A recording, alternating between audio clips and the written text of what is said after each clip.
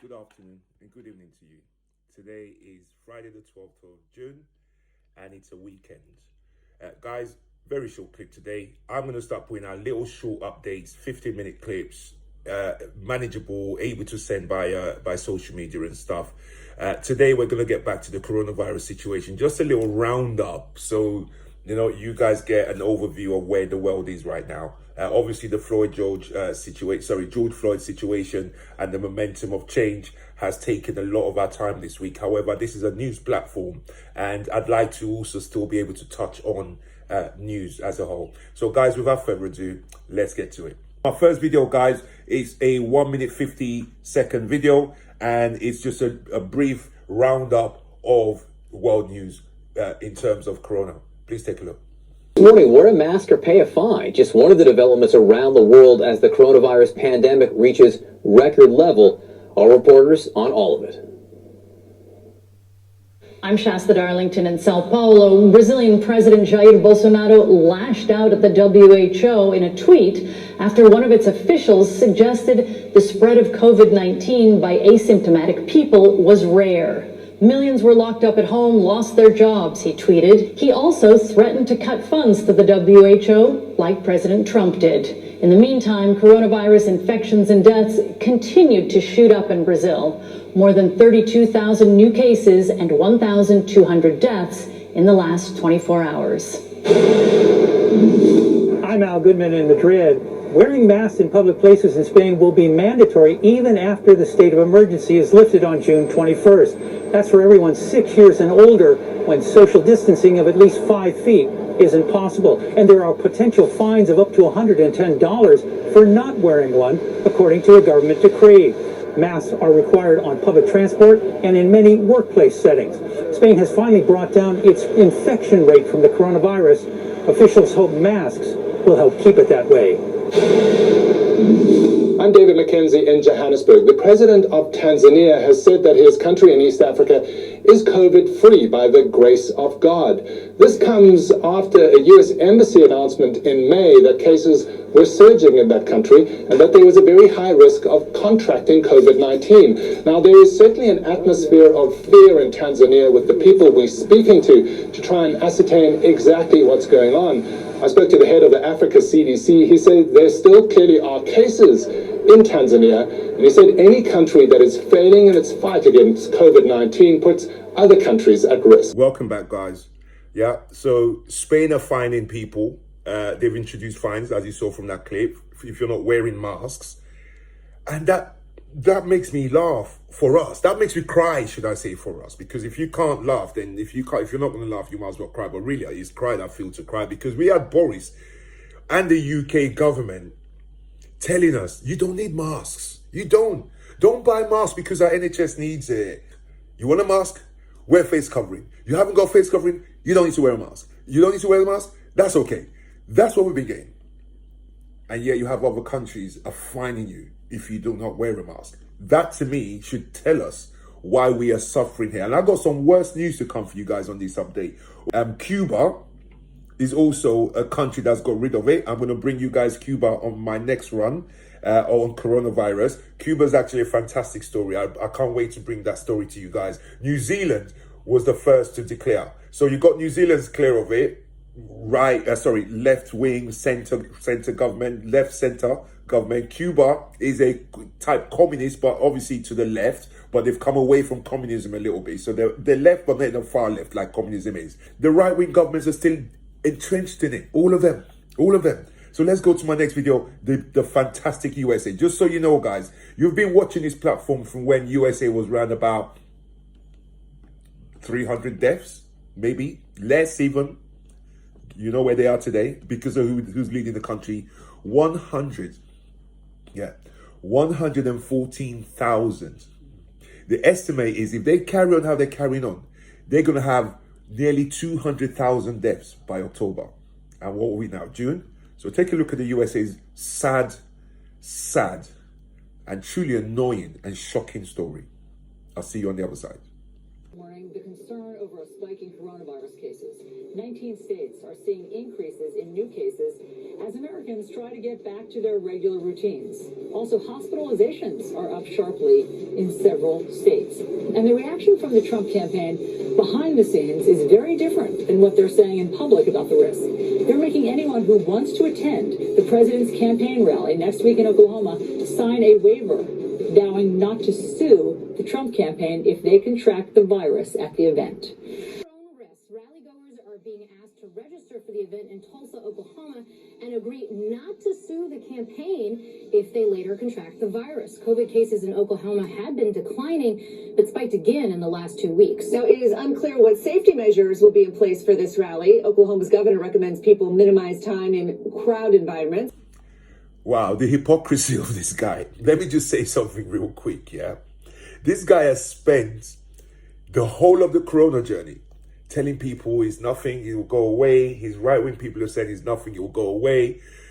When he encouraged AR-15 automatic rifle carrying white guys, right, KKK sympathizers, to go out to march to get themselves out of lockdown, and his stupid, uneducated supporters are going to fall for that.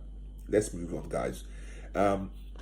Look, the next next thing I want to go to is a next video, which is called which is basically the strong men. Yeah, the right wing. If you watch my video was called the Four Amigos. I was the first to lump these people together before any of us channel, before anywhere else. This is a CNN report. They actually leaving the UK out of it. But it's so stupid why they're leaving the UK out of it that right now, the news I had for you is that UK has the highest death rate in the world. Do you know why? Per capita. If you look at our population with how many people have passed, we're the worst. So I don't understand how I called my video Four Amigos. The Four Amigos being Trump, Johnson, Bolsonaro in Brazil, and Putin. CNN decided to do Three Amigos and only put in Trump, Bolsonaro, and Putin. Just those three. They left out the fourth amigo. But I tell the truth. There are four amigos. Now, why would you leave out Johnson when UK has the highest per capita death rate? Why would you leave that? Is that not fake news? I called it. Go and check out my video. Those who don't believe me. My video that's titled The Four Amigos. Go and have a look at that video and you see exactly what I'm saying. Now take a look at this video that they labeled Three Amigos. However, I'm going to show you this video of these Three Amigos. The very next video is going to be their fourth amigo, their pal, Boris Johnson. Take a look. America, which experts have called the new epicenter of the outbreak. Brazil, the region's worst hit country, it has now confirmed more than 500,000 cases, second only to the US. And so that brings us back to you, Nick, because I know you've been looking at certain perceived strongmen and how they've been handling it. Yeah, the bottom line is if you don't crack down and clamp down on social distancing, etc., in your communities, then your communities are going to be hit hardest. And the countries that have failed to do that effectively have been those that have been led by strongmen. And this is what we're seeing, a 1, 2, 3 podium place, unfortunate podium place for Presidents Trump, Bolsonaro, and Putin. The United States, Brazil and Russia have an unenviable lead, gold, silver, bronze, respectively, in this global pandemic. Their presidents all populists, their populations suffering the highest number of COVID-19 infections. Inaction and ineptitude key factors, but each leader earning their podium placing. Russia coming in third. Early March, state media portrays COVID-19 as not a Russia problem. Late March, Putin pulls on a hazmat suit in a hospital, signals he has the situation under control. The next day, he announces paid vacation, which effectively begins a lockdown. Porque não podemos ter uma onda de desemprego no Brasil. In second place, Jair Bolsonaro recognized the pandemic's danger, but began early, prioritizing the economy over health concerns. O Brasil está quebrando, e depois de quebrar, não é como alguns dizem, né? A economia recupera. Não recupera. Vamos ser fadados e ver um país miserável, como tem alguns países da África subsaariana. He sticks to his damaging message. and reacts angrily when confronted by Brazilians about the spiraling infections. His counter-message cost him 2 health secretaries, left an open door for the pandemic. Now the Democrats are politicizing the coronavirus. President Trump, who leads the US to tragic top spot of infections, combines Putin's and Bolsonaro's failings. This is their new hoax. First, denial of the impending pandemic late February, even after restricting some travel from China a month earlier. I see the disinfectant, it knocks it out in a minute. He becomes both distraction and divider in chief. The President of the United States calls the shots. Fractious with some governors, fine with others. Welcome back. Right. So that's the three amigos, right? And they left out Johnson. Now, here's the UK story. By the way, like I said to you, the death toll in the US is 114k and going higher.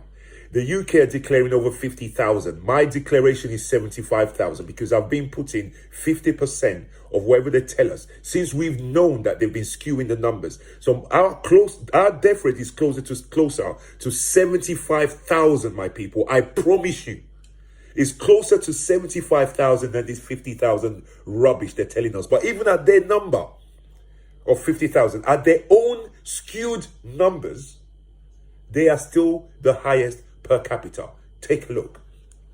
Fire over its handling of the coronavirus crisis, from its preparedness level to its testing capacity to the strictest of the lockdown itself. And it's pretty easy to understand why. The UK has one of the highest death rates per million in the entire world, much higher even than the United States. So as you mentioned, this leading British epidemiologist told the parliamentary committee yesterday that the death toll could have been halved. That 50,000 number could have been halved if the country had have acted just a week sooner. As you said, it acted on March 23rd. That's well after countries like Spain and Italy. You heard the Prime Minister there say that he acted based on scientific advice, including... Not by a long shot.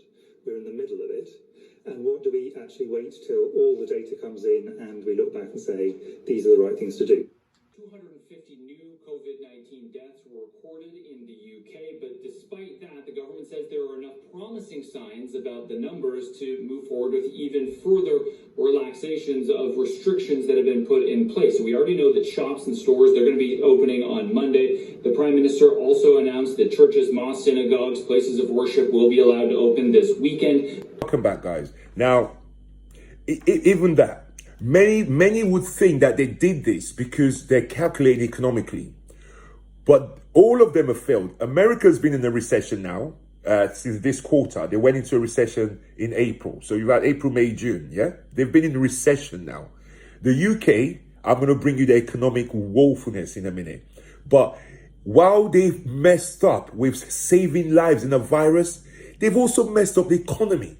And it's only if for one reason and one reason only. You know what that reason is? Right-wing agenda did not match the situation. That's all it is. Right-wing agenda is going this way. A situation comes at them like that. Now, most people will turn and face it head on and sort it. However, if they're on a mission on their right wing, they're going to ignore it and just carry on going on their right-wing mission, right? That's what they do. Take a look at our economic situation right now. This GDP drop, wow. I think in 2 months they've lost 18 years of growth. What is the takeaway both for the US and Britain, because they were both slow to respond and are paying the biggest price? What's your takeaway? Well, I think you're absolutely correct. These are two big open economies that were in denial about the threat of the COVID virus. And we're learning now from the research on the medical side that the first 2 to 4 weeks of that threat need to be taken extremely seriously. I was in the UK the first couple of weeks of March, and they were pretending like this was not going to be something that would hit a city the size of London of 9 million people. They were... Welcome back, guys. Things are in dire straits, guys. So it's time for me to go. I'll see you guys on Monday. I'll be back on the mission. Everything that's occurred over the weekend regarding the George Floyd case and our protests. In touch and have a fantastic weekend. In the meantime, guys, enjoy yourselves and I'll see you.